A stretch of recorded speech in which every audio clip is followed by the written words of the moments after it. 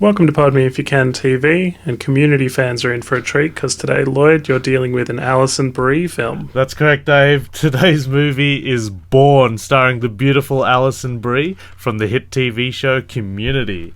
Mary Elizabeth, played by Alison Brie, a 21-year-old virgin, wakes up pregnant. What was thought to be a holy miracle is actually the work of the devil, and she is going to give birth to a demon. Possessed by the demon fetus, she murders several people and must complete an elaborate ritual in order to give birth to the demon baby. Now, if you're a fan of Alison Brie, you should definitely check this movie out. There is nudity, sex scenes, girl-on-girl action, implicit masturbation, urination, and Alison Brie is exposed to very violent situations. It's a real tour de force, a physical tour de force of Alison Brie.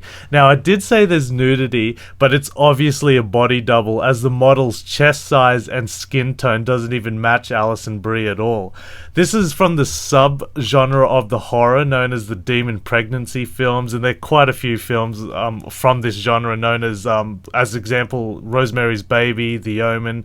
I'm not too familiar with this genre at all, and I will say this film does succeed in really generating an unsettling atmosphere. Like, I had no idea what kind of violence it was going to show me. I found it very unsettling and very crude. The first kind of violence that really struck me is when Alison Brie's sister, whose character's name is Catherine, and it's played by Star Trek The Next Generation's Denise Crosby, she basically is angry at Mary's pregnancy, and she takes her into the bath and starts drowning her, and she violently attacks her, and it's so hard to watch because it evokes so much realism despite having no blood and gore. I found probably that scene is one of the top scenes that I found very difficult to watch. The second kind of violence, and this is probably the most memorable scene of the movie, is when Alison Brie is really hungry for sex and uses her best friend's sex buddy for sex. And basically what the scene has is a pregnant woman having sex with this guy, and she takes command of, in savage sex. And while on top of her, I'm assuming the demon baby inside starts attacking the guy's penis. And what's really effective about the scene is the fact that it doesn't really need gore or anything like that. Yes, it does show a severed penis, but to be honest, they could have not used that image at all, because the power of that scene came from the guy's performance and the blood on the sheets. It's really hard to watch, and I found it very excruciating. So the movie was really successful in portraying that sort of violence. And the third kind of violence was the all-out gore, severed heads, body dismemberment, etc. I think this movie succeeded in all those levels of violence, which was interesting.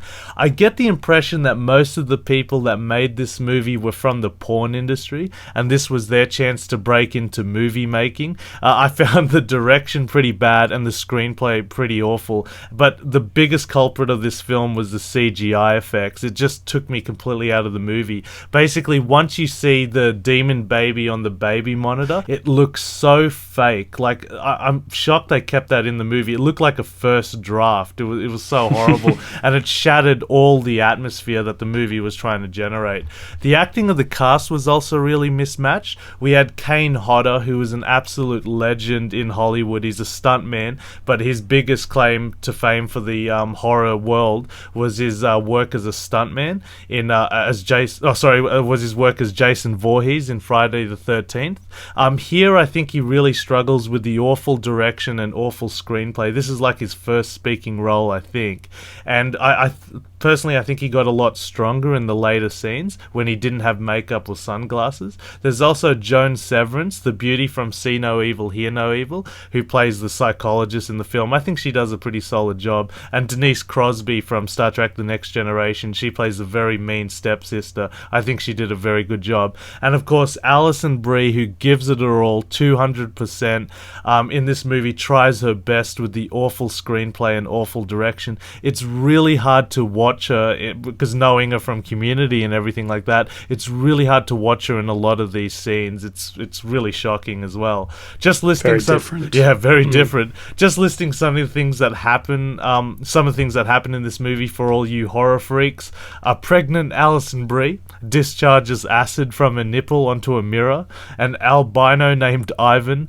2 beautiful blonde girls appear naked for a long time in a Satan ritual. Lots of nudity, violent sex, severed heads, cannibalism, castration, and also an assassin priest. Other than some successful scenes of violence, this was a really awful movie. Poor CGI, poor direction, and a really poor script. It reeks of low budget, and as I said before, it feels like this came from people who were from the porn industry trying to break into the movie making business. I think the movie would have been really successful had they simply dropped the CGI demon baby. Wow. I was going to ask about the actual birth, and you can't call a film Born without having something getting born. So at the end, I'm guessing this demon baby is born. Yep, that's right. There's a Satan ritual at the end, which does go on for a fair bit, and yeah, the demon baby is born, but it looks like just a normal baby that doesn't have any weird CGI effects, which is really bizarre because the whole time you're seeing this baby monitor of this demon baby, and when it's born, it's just like, oh, okay. It's just a regular baby that's kind of evil. Yeah, exactly. I think there's all these articles written that this is the movie Alison Brie would want to remove from her resume, you know. Okay.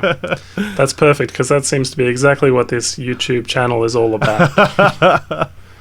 You can find more obscure, rare titles with your favourite stars at our YouTube channel, and more of our podcast at www.podmeifyoucan.com.